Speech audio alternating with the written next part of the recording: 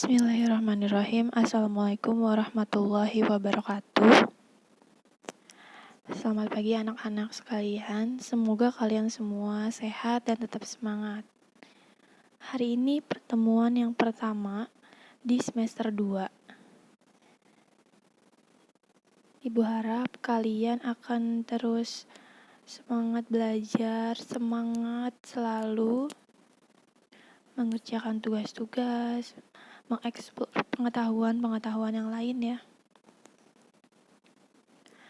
Oke, langsung saja pada pertemuan kita yang pertama di kelas 8. Materinya adalah tentang tekanan zat dan penerapannya dalam kehidupan sehari-hari. Pada pertemuan pertama ini yang akan kita bahas adalah terkait tekanan zat padat dan tekanan pada zat cair. Namun untuk tekanan zat cair hanya pada tekanan hidrostatis dan Archimedes. Pasti asing kan untuk kalian apa itu hidrostatis, apa itu Archimedes. Nanti kita akan membahasnya satu persatu ya. Tapi sebelum kalian mengetahui apa itu tekanan, Ibu mau nanya. Kalian tahu kan atau pernah lihat pasti yang namanya balon udara atau balon gas. Nah, balon gas itu atau balon udara bisa terbang ke udara karena dia menerapkan konsep tekanan gas dan tekanan zat cair. Jadi tekanan itu terbagi menjadi 3 nih. Ada tekanan zat padat, tekanan zat cair, dan tekanan gas. Tekanan zat gas. Nah, balon udara merupakan salah satu yang menerapkan konsep dari tekanan gas dan tekanan zat cair. Kenapa? Karena di dalam balon terdapat udara yang berada pada ruang tertutup. Udara atau gas tersebut akan saling mengisi dan menekan ke segala arah. Disitulah terjadi tekanan. Karena adanya tekanan ke segala arah di dalam balon, maka akan menunjukkan atau menimbulkan gaya ke atas yang dimiliki oleh balon tersebut, sehingga balon tersebut bisa mengapung atau terbang ke atas. Gitu ya. Nah, tekanan yang dimiliki oleh gas di dalam balon itu lebih besar ya dibandingkan dengan beban yang ada di bawahnya. Biasanya kalau balon udara kan ada beban tuh di bawahnya ya. Entah diisi oleh barang atau diisi oleh manusia bisa ya. Yang ada naik balon gas udara gitu. Tekanan yang dimiliki di dalam balon itu lebih besar daripada bebannya. Jadi bisa mengangkat. Nah, selain balon udara, apalagi ya yang mencontohkan atau menerapkan aplikasi tekanan zat baik padat, cair maupun gas. Nah, oke, nanti kita akan bahas satu-satu. Yang selanjutnya, Ibu harap dari contoh tadi sudah ada bayangan ya, bahwa tekanan tuh seperti ini. Salah satu contohnya tuh, ini loh, gitu ya. Oke, sekarang kita lanjut bahas ke materi ya.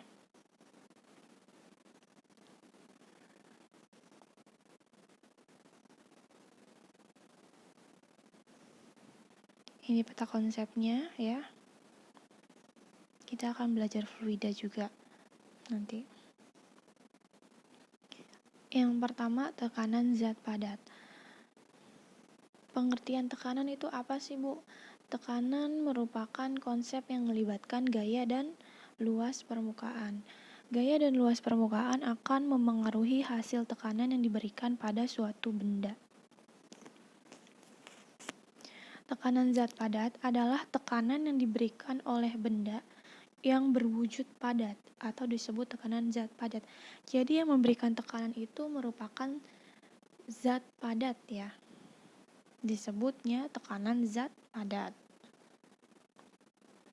Untuk tekanan zat padat ada rumusnya, yaitu P sama dengan F per A.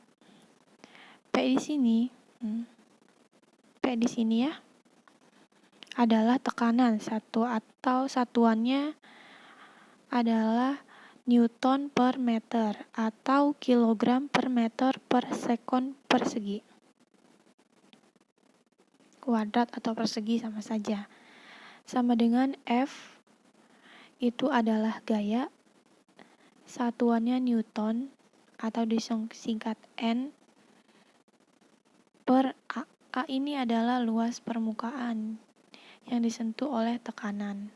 Satuannya meter persegi. Jadi kalau misalnya luas permukaannya ini belum dalam meter persegi, kalian bisa ubah menjadi meter persegi. Misalnya contoh luas permukaan kubus 100 cm. Nah, 100 cm itu harus kalian rubah menjadi meter persegi, ya. Yang perlu diperhatikan adalah luas permukaan sentuh ya. Ini luas permukaan sentuhnya. Jadi harus benar-benar diperhatikan apakah sudah benar sesuai dengan satuannya. Jadi rumus tekanan zat padat adalah P sama dengan F per A. P itu tekanan, F itu adalah gaya, A itu adalah luas permukaan. Berarti gaya dibagi luas permukaan. Kemudian ini ada contoh lain selain balon udara. Oh ya, balon udara itu adalah zat padat ya. Ini adalah contoh dari tekanan zat padat. Yang pertama, kaki itik. Kenapa saya di sini memberikan contoh kaki itik? Kalian pernah lihat itik atau bebek? Pernah ya pasti. Nah, bebek atau itik di antara sela-sela jarinya itu terdapat selaput. Fungsi dari selaput itu apa? Selaput itu otomatis kan menyambungkan jari satu dengan yang lainnya ya. Untuk memperluas permukaan sehingga ketika itik atau bebek jalan di tempat yang berlumpur, dia akan aman karena dia memberikan luas permukaan dengan bantuan selaput-selaput tersebut. Jadi kakinya itu tidak akan terperosok ke dalam lumpur ya. Paham? Yang kedua adalah peruncingan pada ujung paku, jarum pentul, kapak, pisau, dan lain-lainnya yang menerapkan prinsip bidang miring untuk menghasilkan tekanan yang lebih besar. Kenapa? Dibuat runcing, kenapa? Karena kalau runcing paku misalnya ya, tengahnya itu akan dibuat sangat runcing. Nah, tekanannya itu akan berfokus pada di tengah yang di bagian runcing, sehingga dia menyebabkan tekanan yang lebih besar. Apalagi kalau misalnya diketok pakai palu, otomatis tekanan yang diberikan akan fokus ke satu titik ya. Jadi paku tersebut bisa menembus kayu misalnya. Paham ya? Yang kedua, adanya tonjolan-tonjolan kecil pada sepatu bola. Konsepnya hampir sama dengan yang kaki itik atau bebek tersebut yang tadi ya, yang ini. Tonjolan-tonjolan kecil ini berfungsi untuk memperkecil agar pemain bolanya itu bisa berlari cepat. Tekanannya harus ada di sana. Ya. Oke. Kita lihat di sebelahnya sini ada kuis harian. Soal yang pertama. Kamu telah mengetahui dan memahami konsep tekanan zat padat serta contoh aplikasinya. Berikanlah contoh lain penerapan tekanan zat padat yang dapat diterapkan dalam kegiatan sehari-hari. Nah, kuis yang pertama kalian harus mencari tahu dulu nih. Harus memahami konsepnya dan mencari tahu contoh lain penerapannya apa ya selain 3 ini. Nanti itu bisa dikerjakan ya di buku tulis. Selanjutnya, ini ada contoh soal dari tekanan zat padat.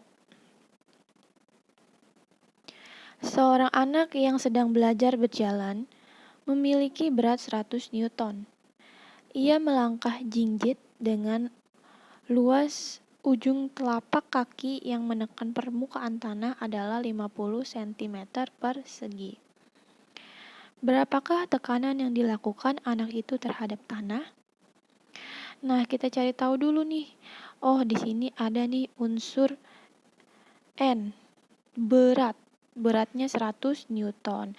Newton itu satuan dari apa ya? Oh, satuan dari F. F itu adalah tekanan ya. Di sini beratnya 100 Newton, masukin ke F. Terus di sini adalah permukaan tanah, luas ujung, berarti kan luas permukaan ya, adalah 50 cm persegi. Dapat di sini A-nya 50 cm persegi. Tapi ingat, satuannya masih cm persegi. Kita harus mengubahnya menjadi meter. Berarti dibagi berapa ya? 100.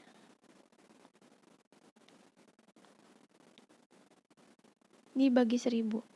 Jadinya 0,05 meter persegi.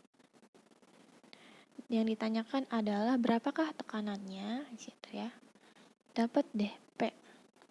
P sama dengan F per A. F-nya udah kita dapat. Dibagi 100 ya, ini A-nya. F-nya adalah 100 Newton dibagi A-nya adalah 0,05 meter. Dapat hasilnya 20.000 Newton per meter persegi. Jadi Newton per meter persegi itu sama dengan PA atau tekanan di sini. Jadi tekanan diberikan anak itu terhadap tanah adalah 20.000 PA gitu ya, atau Newton per meter persegi.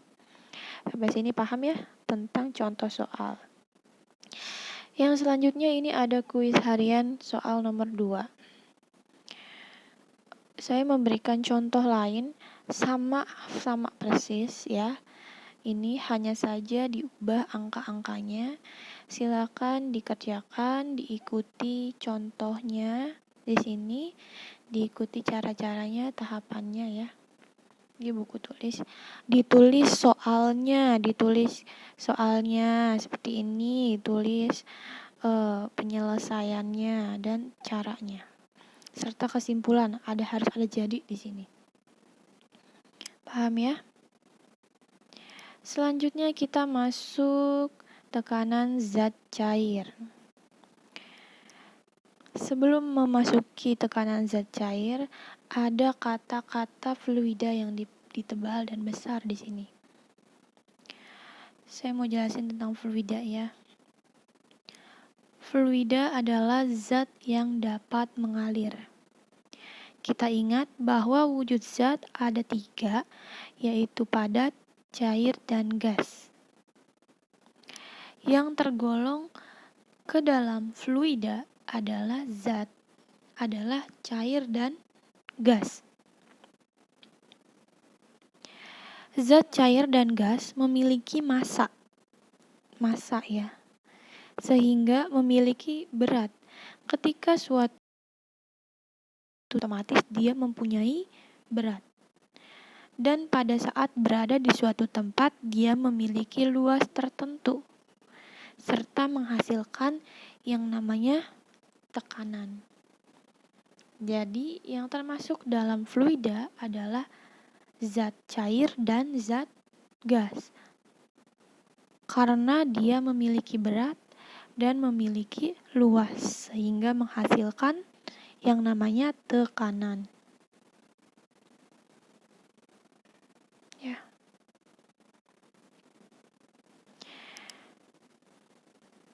Oke, kita masuk ke tekanan hidrostatik.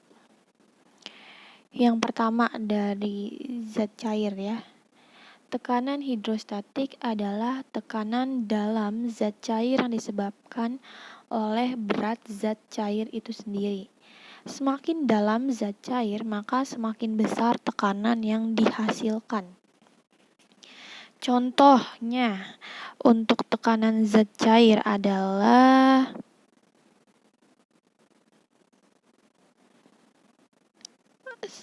penyelam ya. Adanya penyelam yang masuk misalnya ke dalam air.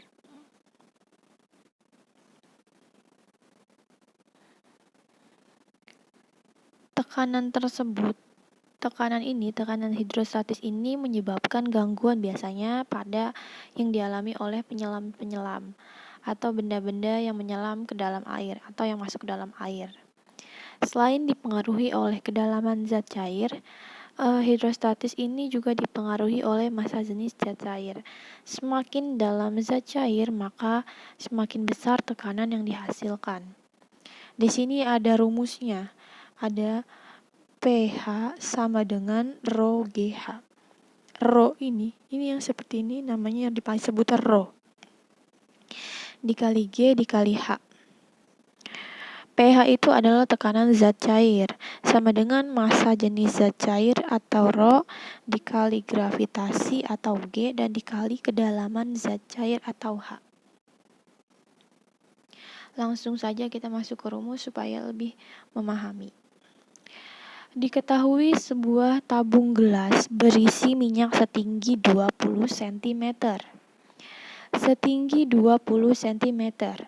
Seperti yang kita ketahui, kedalaman zat cair adalah H, satuannya meter. Berarti 20 cm ini adalah kedalaman zat cairnya atau minyak di sini ya. Setinggi 20 cm. Jika tekanan udara luar diabaikan dan tekanan yang terjadi di dasar tabung adalah 1600 Pa, maka massa jenis minyak adalah yang ditanya adalah massa jenis minyak. Rho-nya, tekanannya sudah ada, P atau tekanan sudah ada. Kita tahu rho-nya yang ditanya, G kita tahu, G itu adalah gravitasi bumi, ya. H ini ketinggian juga sudah diketahui adalah 20 cm. Maka kita masukin saja ke rumus. Rho sama dengan P per G kali H. P-nya berapa di sini? P-nya 1600. G-nya berapa? G itu 10 ya. Kalau misalnya di soal tidak diketahui G berapa, kita menggunakan yang umum. 10 dikali H-nya adalah 20 cm. Karena satuannya meter, kita bagi 100 menjadi 0,2. Kita kalikan dulu. 10 dikali 0,2 hasilnya 2. Berarti 1600 dibagi 2 hasilnya 800 kg per meter kubik. Paham ya sampai di sini? Nah, di sini ada kuis hariannya. Kalian bisa mengikuti tahapannya, kalian tulis dulu soalnya, kalian tulis dulu diketahuinya, kemudian langsung masuk ke rumus. Diketahui drum berisi air bersih setinggi 80 cm, berarti 80 cm itu adalah H. Jika tekanan udara luar diabaikan dan tekanan yang terjadi di dasar tabung adalah 1600. Tekanan di tabung ya, dasar tabung. Berarti ini adalah P-nya. Kita sudah tahu H, kita sudah tahu P, maka massa jenis minyak adalah apa sih massa jenis minyak? Nih, massa jenis minyak. Massa jenis zat cair adalah rho. Kan zat cairnya adalah minyak, berarti kan itu ya. Kalau yang ini, ini ada kesalahan soal ya. Harusnya air, di sini minyak. Oke, nanti ini dikoreksi, diganti jadi air ya. Berarti udah diketahui H-nya, udah diketahui tekanannya, yang ditanya adalah rho-nya, rho air bersih ya. Berapakah massa jenis air bersihnya? Ikuti tahapannya, kalian pasti bisa ya. Sampai sini Ibu harap kalian paham. Cukup sekian. Untuk pembahasan pada pertemuan yang pertama, kita sudah membahas tentang zat padat ya. Sudah membahas tentang zat padat, contoh-contohnya. Dan kalian harus mencari tahu contoh lain. Tugas yang pertama, soal nomor 1, kemudian ini ada contoh soal dari tekanan zat padat. Kalian tugasnya mengerjakan soal nomor 2 dengan mengikuti contoh. Yang ketiga adalah kita belajar tentang tekanan hidrostatik. Di sini sudah ada contoh soalnya, kalian ikuti tahapannya. Oke. Sampai di sini semoga kalian mengerti dan paham. Silakan kuis hariannya ini dikerjakan. Cuma ada 3 soal, kerjakan di buku tulis. Tuliskan nama, kelas, hari, dan tanggal. Ya, seperti biasa. Di setiap lembar jawaban yang sudah kalian kerjakan, tuliskan nama dan kelas. Supaya jelas bahwa itu benar adalah tulisan kalian dan benar-benar dikerjakan oleh kalian sendiri. Dikerjakan di buku tulis sesuai tugasnya, kemudian dikumpulkan, ya. Oke, wassalamualaikum warahmatullahi wabarakatuh. Selamat belajar, selamat mengerjakan, dan semangat selalu.